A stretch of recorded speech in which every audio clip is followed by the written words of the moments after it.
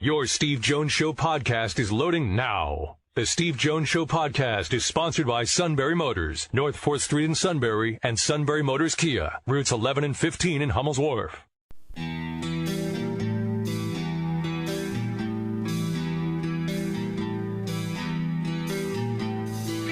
Sports talk where your voice counts. This is the Steve Jones Show on News Radio 1070 WKOK. Now, from the Sunbury Motors Studio, here's Steve Jones. Today's show brought to you by Sunbury Motors, 4th Street in Sunbury, Sunbury Motors Kia, routes 11 and 15 in Hummel's Wharf. Time now for our play-by-play call of the day. Texas Tech beats West Virginia.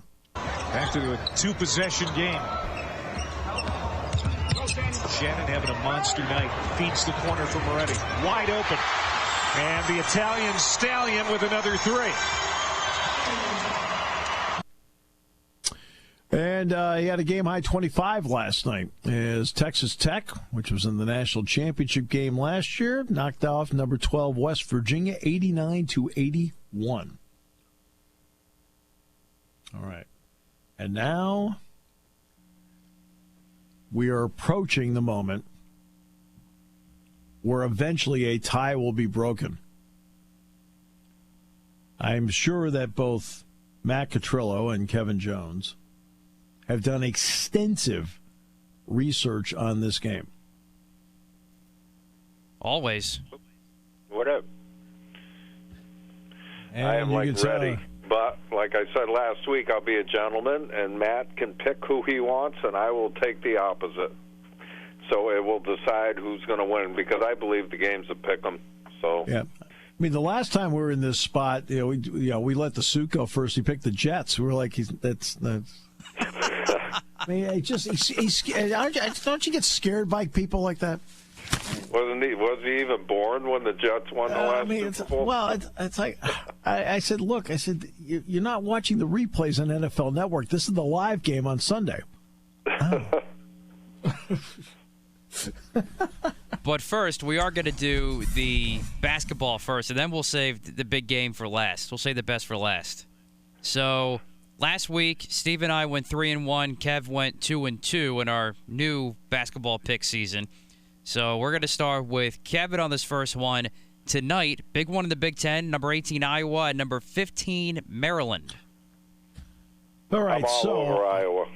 You're, you should be. You know what? To be honest with you, Luka Garza, and obviously I have a vote in this,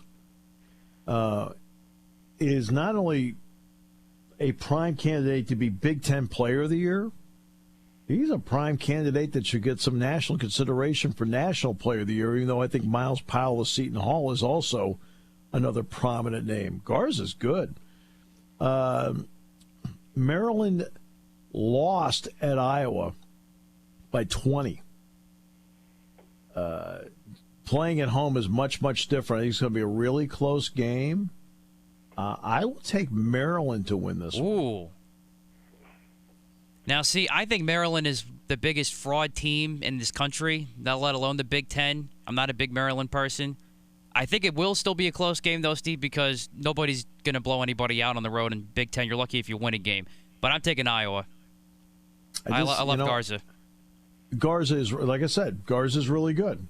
I mean, when it comes down to me to vote for Big Ten Player of the Year, I'm going to take a long, hard look in that direction, including Cassius Winston and Lamar. I mean, there's going to be some people I'm going to take a look at, but Garza is absolutely going to be one of them. And I also have a Wooden Award vote, too. I'll take a long, hard look at him there, too, along with Miles Powell, Seton Hall, and Cassius Winston.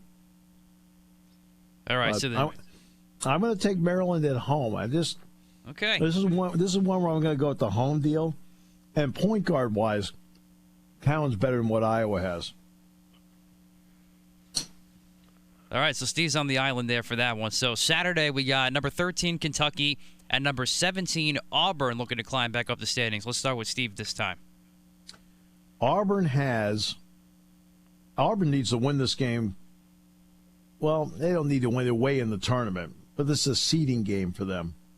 Auburn has one quad one win all season.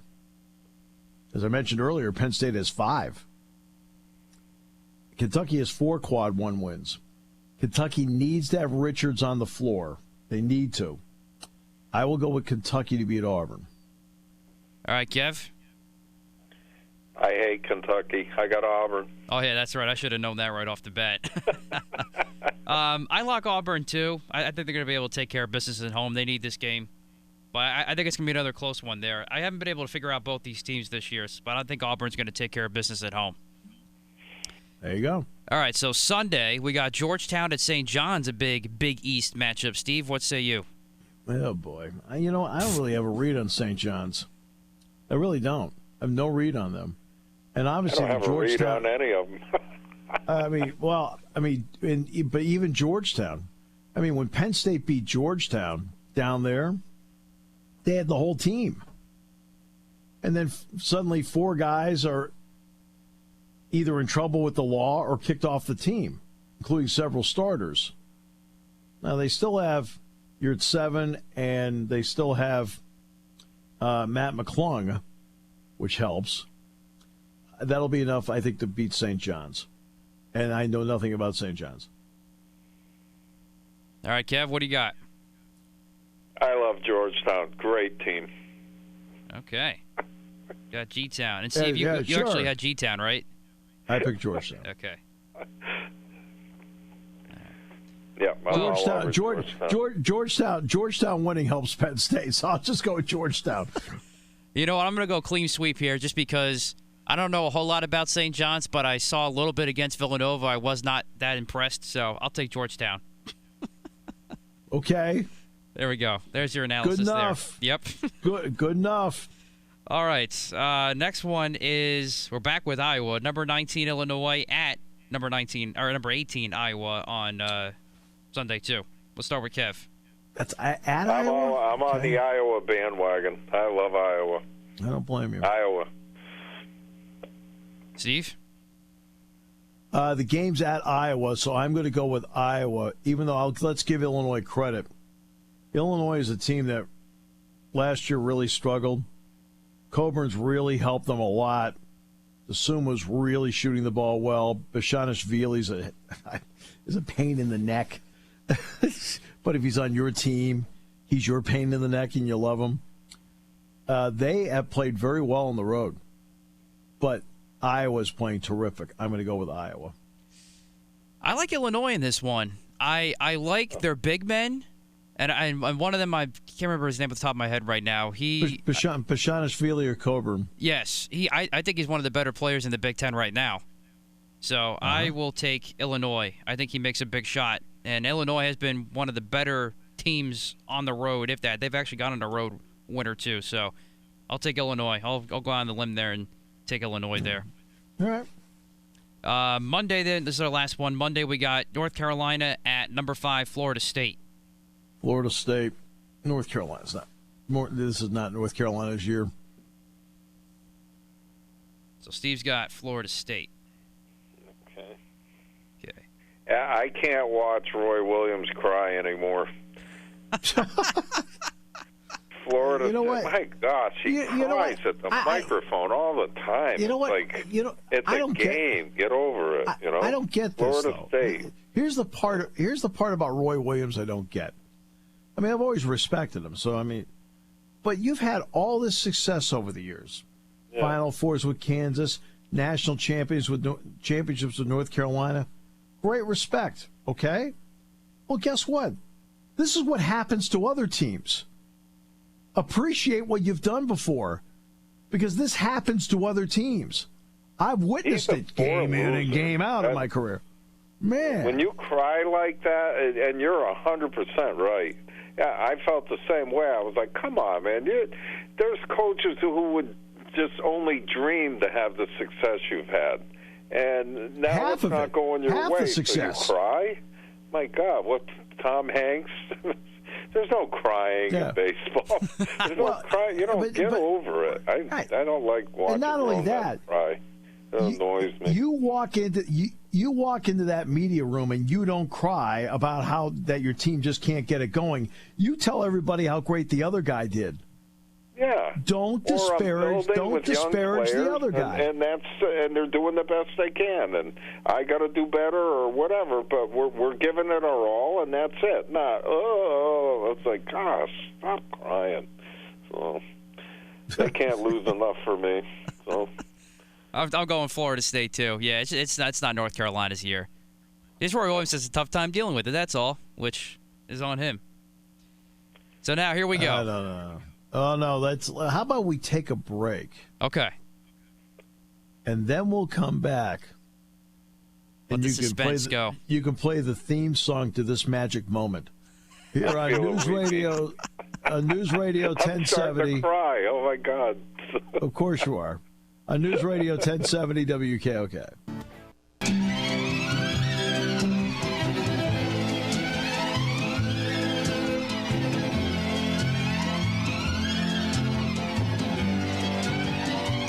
This magic moment, exactly. So different and so new, was like any other. The race for the top is over, but the race for pride in second place is down to the final game. Took me by surprise. I won, but. Oh, you did really good, but we knew you were in it to win it when you took Dallas over the Giants. Darn right, baby. Afterwards, he said, I can't believe he took the Cowboys over the Giants. He said he never, ever would. And I said, because this year he's in it to win it. He wants to win. So we were in trouble at that point. All right, so I guess I'll start this off because I'm the one picking, right? Well, no, go ahead. Oh, it's actually let's get Steve's pick first, and then Kevin and I will give our picks. My pick. Then. Yeah, let's do your pick. You know what? You know what's interesting about? Believe me, the first day I started this show, I found that out.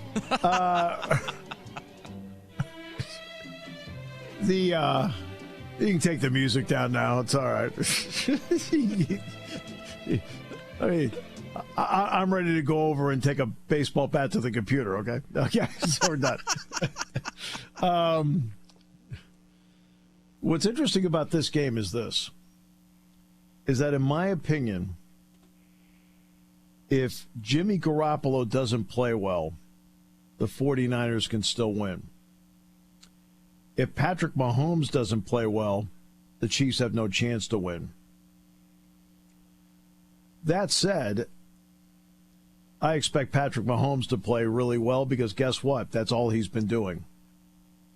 And if I'm a 49ers fan, the one element that concerns me the most is the fact that in the fourth quarter of games this year, my pass defense is ranked 28th in the NFL. And in the fourth quarter of games this year, my pass rush is ranked 20th in the NFL. That would concern me because obviously what Mahomes is able to do. So it's a total guess, but I'll ride Patrick Mahomes one more game. I'm going to pick Kansas City. All righty. So I do agree with some of that there, Steve. And I think what also is going to make a big difference for Kansas City is some of their window dressing type plays where, sure, San Francisco has a front four, and that still kind of concerns me a little bit for Kansas City. Sure. But the way you slow that down is with a good running game and screen game, which we know Andy Reid loves the screens, and the other stuff that he does to the line of scrimmage, the jet sweeps and the inside shuffle passes and stuff like that, because he's got the tools to use it with guys like Sammy Watkins and Tyreek Hill and even Travis Kelce. I just don't know if you're the 49ers how you're going to slow that down because really, you're right. It's the front four that has to win the line of scrimmage, play well, force bad throws from Mahomes so you can let your inexperienced secondary feel more comfortable and make plays. I just don't see that happening. And so with that, and I think, and also too for defensively for Kansas City, everyone's knocked their run defense all year, and obviously to their discredit, they didn't do well. But hey, look, there are 4 units on the field. Exactly right. Okay, I think Kansas City has units 1 and 4. The worst unit on the field is the Kansas City defense. Right. But they've defended really well against the run throughout their run here, including against completely shutting down Derrick Henry 2 weeks ago. So put all that together, I'm taking Kansas City, and I agree. Patrick Mahomes makes a play late to win the game. I'm going Kansas City 27-20. Well, this is good because I picked San Francisco, so I got who I wanted. All right. This is my reasons, and if I've got 30 seconds, Mahomes the best player on the field. The Giants, when they played Jim Kelly, and when the guy missed the field goal at the end, the Giants kept that Buffalo offense off the field. The only way San Francisco can win this game is to run the ball and control the ball for 6-7 minute drives, which they're very capable of, with that big fullback just banging. Tennessee didn't have the big lead blocker that San Francisco has. San Francisco's got 3 guys who can run the ball. Yep. Garoppolo can control the game. The key to me is Garoppolo cannot make mistakes. Don't fumble the ball. If he does, game over, Kansas City. The other thing is San Francisco can rush 4 guys and get to the quarterback, which takes away some of the things you guys were talking about if they can get a rush on Mahomes. Yep. And they can't let Mahomes turn the corner. And that being said, the other thing that bugs me about Kansas City, and they're a tremendous football team, don't get me wrong, Andy Reid has never won a big game.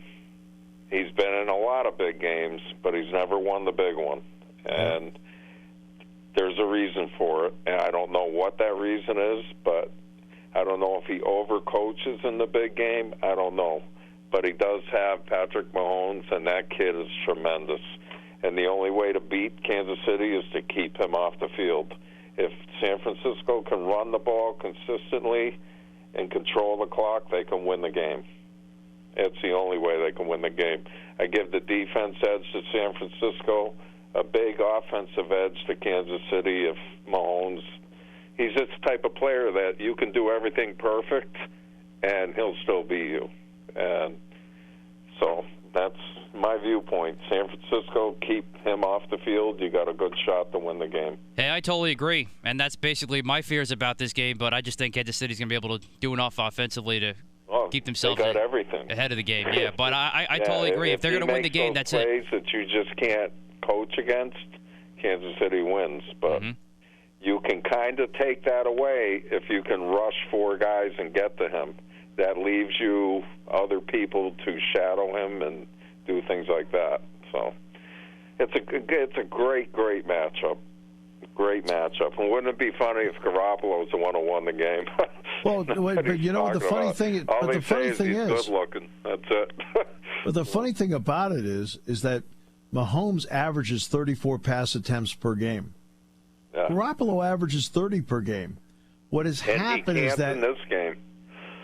And what has happened is that people watch the Green Bay game where he threw 8 times, and I think there's a misperception out there that that's how San Francisco plays. Well, there's another big stat. How many games has Garoppolo lost as a starter? Right. 3? Yep, that was it because he was 5-0 before he got hurt.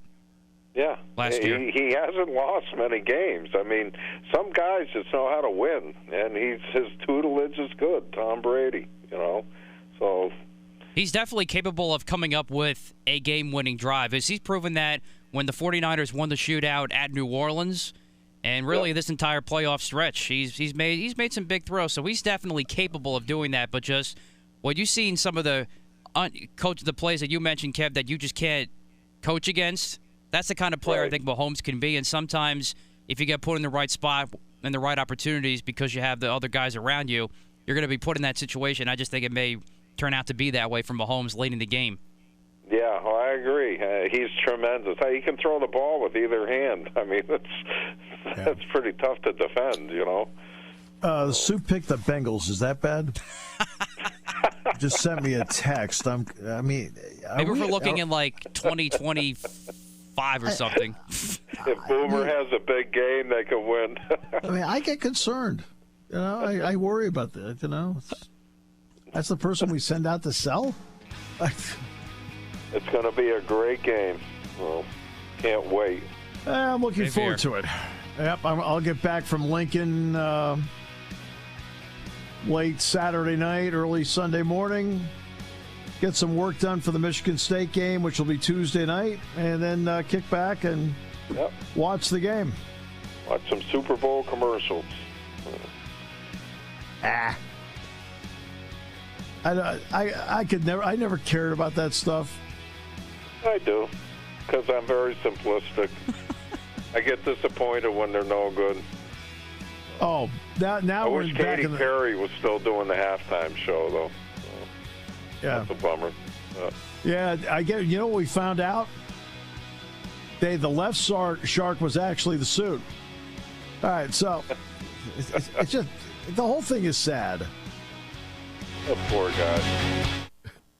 Taking your calls at 800-795-9565. This is the Steve Jones Show on News Radio 1070 WKOK. Now, from the Sunbury Motors Studio, here's Steve Jones.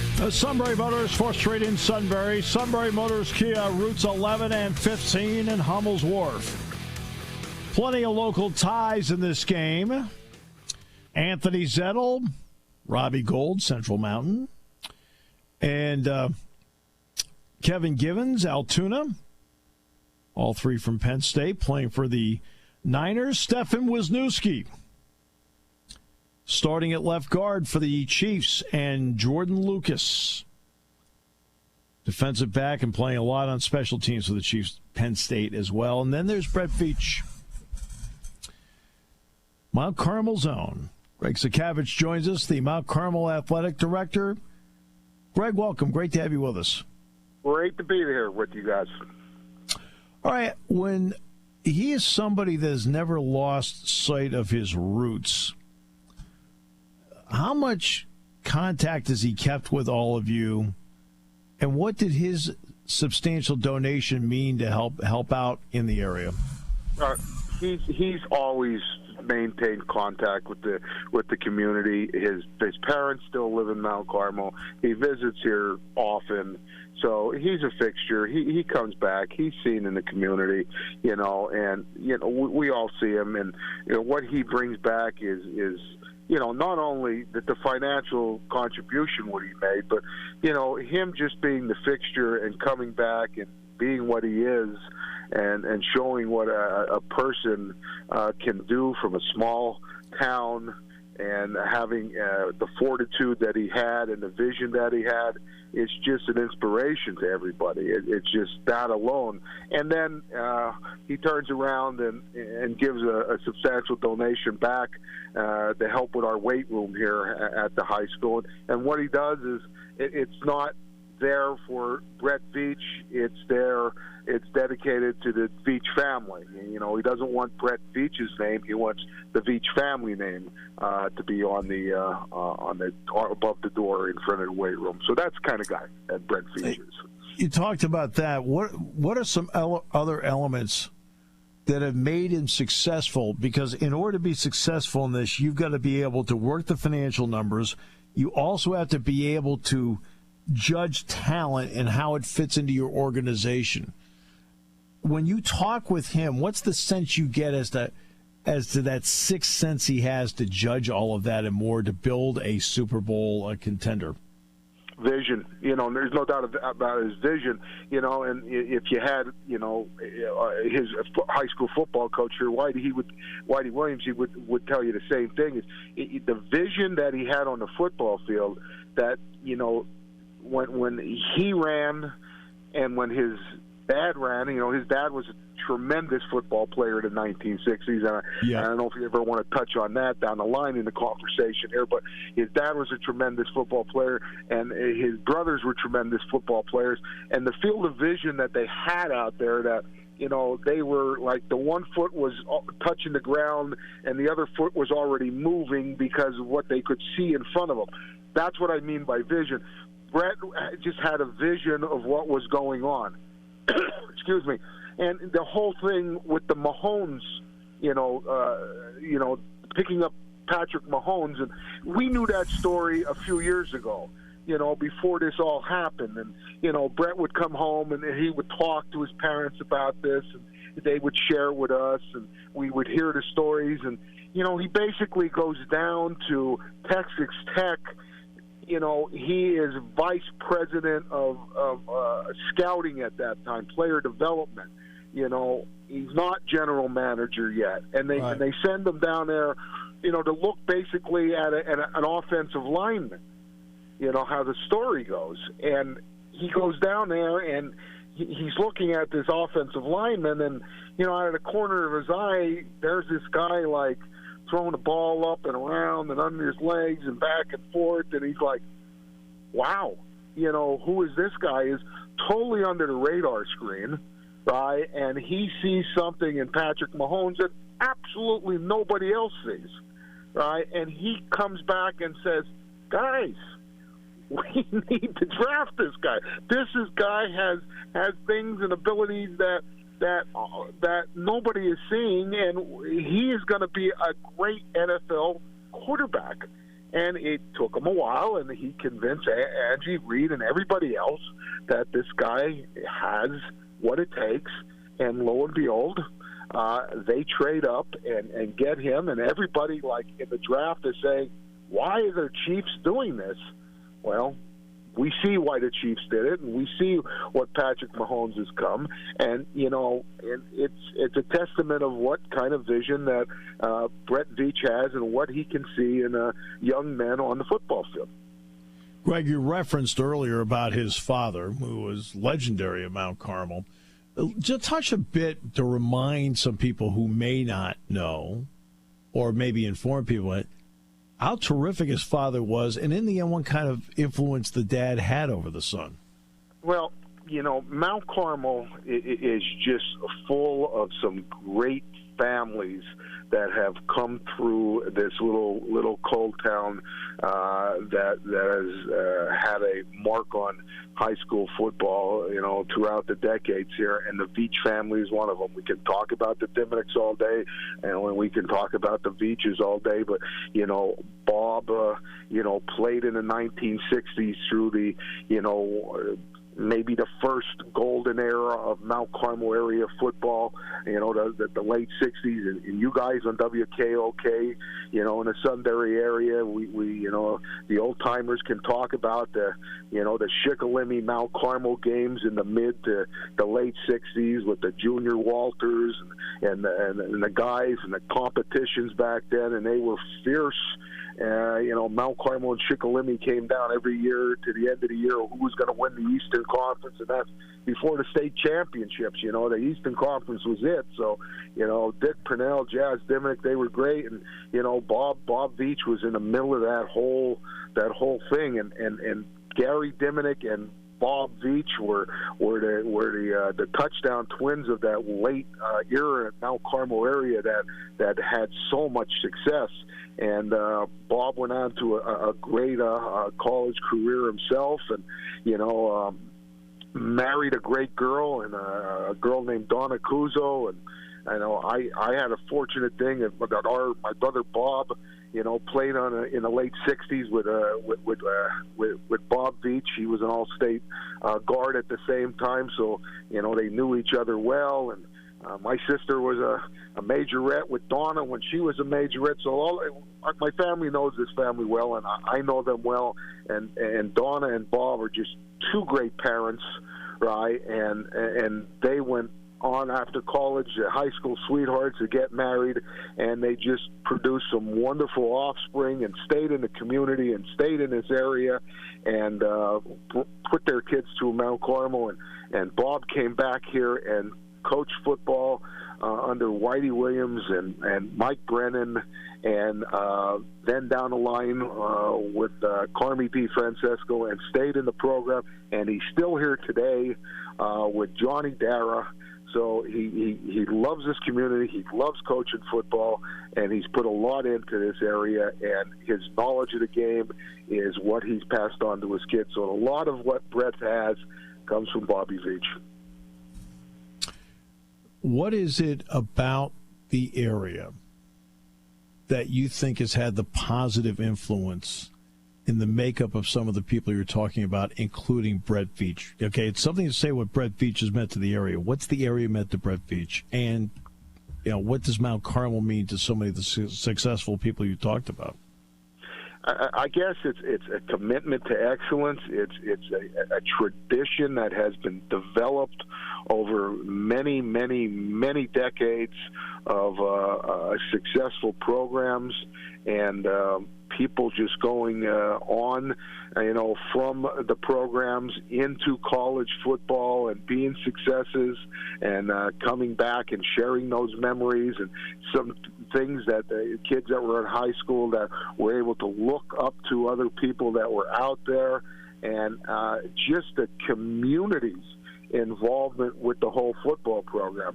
I've been a lot of places. I've seen a lot of schools and a lot of programs, and there's a lot of successful, programs out there. But to see a community the size of our community just get involved with, just not football, but, just sports in general, the aspect of the programs. But as a shining example, football. Football on a Friday night in Mount Carmel. When you say Friday Night Lights, I'll match Mount Carmel up to most places.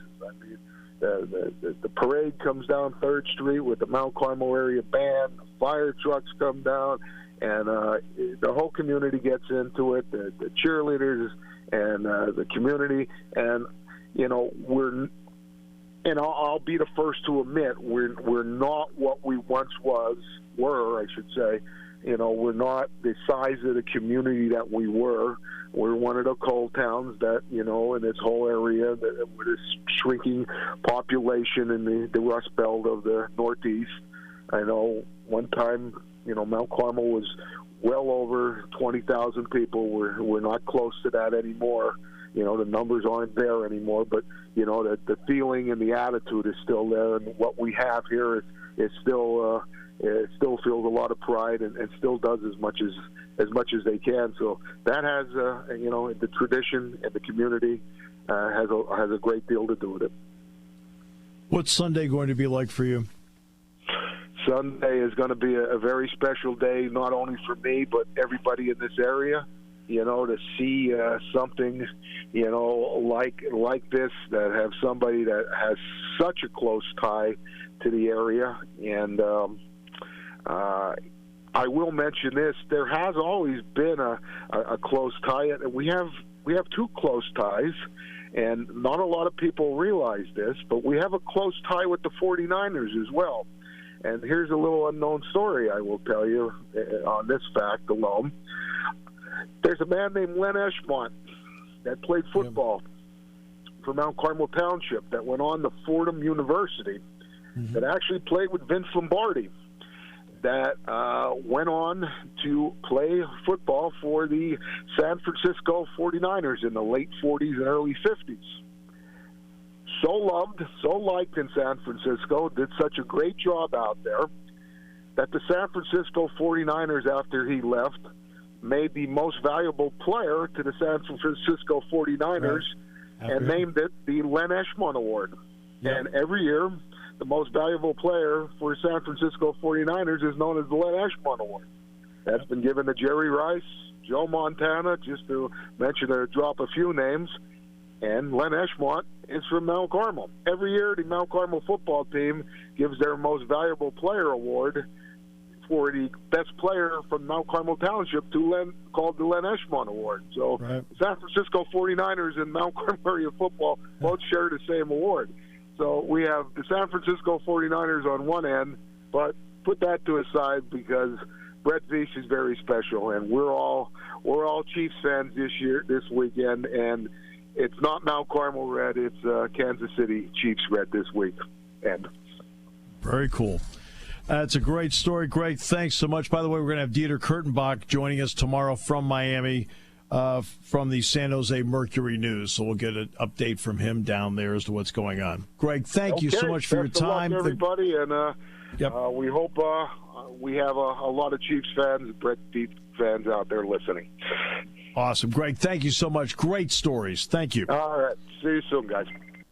We'll come back with more in a moment and wrap it up on News Radio 1070 WKOK. If you want to have a fun day, you have to drive a Hyundai from Sunbury Motors Hyundai. And wow, did you want to have a fun day in 2019? Sunbury Motors increased their year-over-year new Hyundai sales by a whopping 70%. Customers near and far are noticing the savings at Sunbury Motors Hyundai. 2020 Hyundai Tucsons have a discount of over $4,000. New Tucsons start at $22,863. With 25 in stock. Sunbury Motors has 12 2020 Hyundai Konas in stock, starting at $22,585. Save up to $28,35 on your next new Kona. 70% increase in sales is huge, and so are the savings at Sunbury Motors Hyundai. Choose from 20 Hyundai Santa Fe's with savings up to $45.71. All new Hyundais come with America's best warranty, 10-year, 100,000-mile powertrain warranty. Hurry to Sunbury Motors Hyundai to see how they increase sales by 70%. In the North 4th Street Auto Plaza, Sunbury.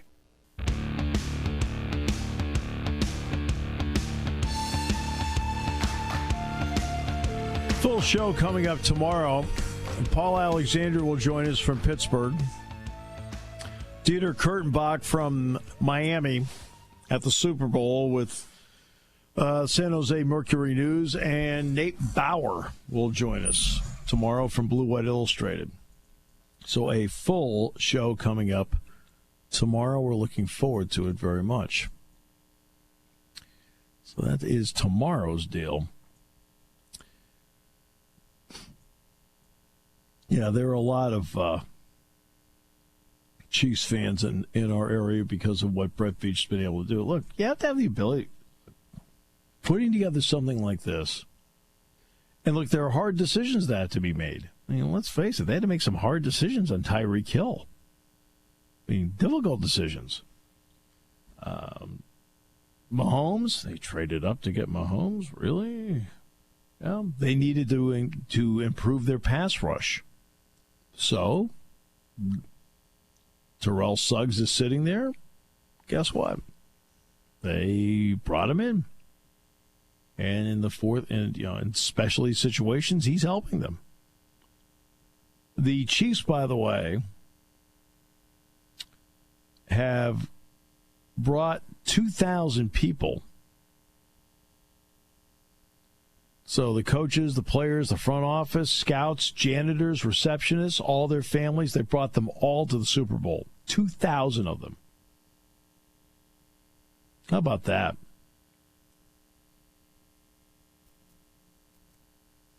You asked the other day about what do they do with the losers' gear. Every championship game, of course, has a winner and a loser, right? Now, they make up hats and T-shirts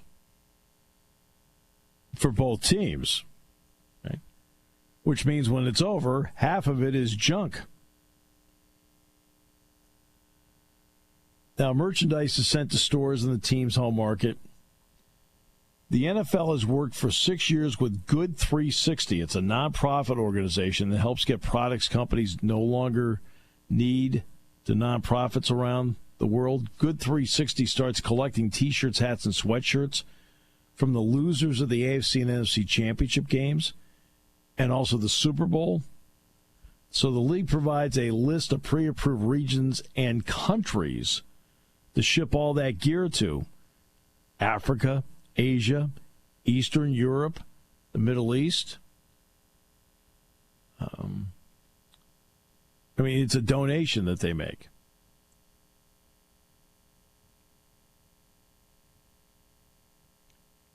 It's not a question of selling it to people who live there. These are donated.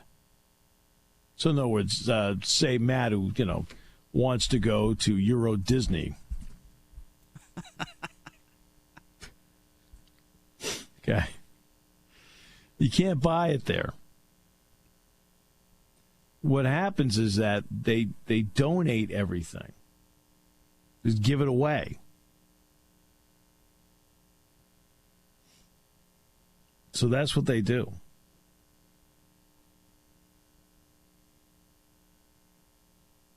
And they say, look, they know it could be a collector's item and the whole thing, but they say it's the wrong thing to do. because people need. I mean, this is considered to be like cool clothing, but it's clothing. They need it. So that's what they do. They donate it. And then the Chiefs, I think this is really cool what they're doing. What Clark Hunt has done and the rest of the ownership. Yeah, there's coaches, so they're bringing their families, the players bringing their families, front office staff bring their families, scouts bringing their families. But you know what?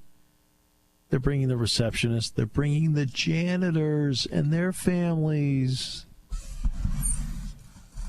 That's some good stuff right there. I mean, it's so cool, you know.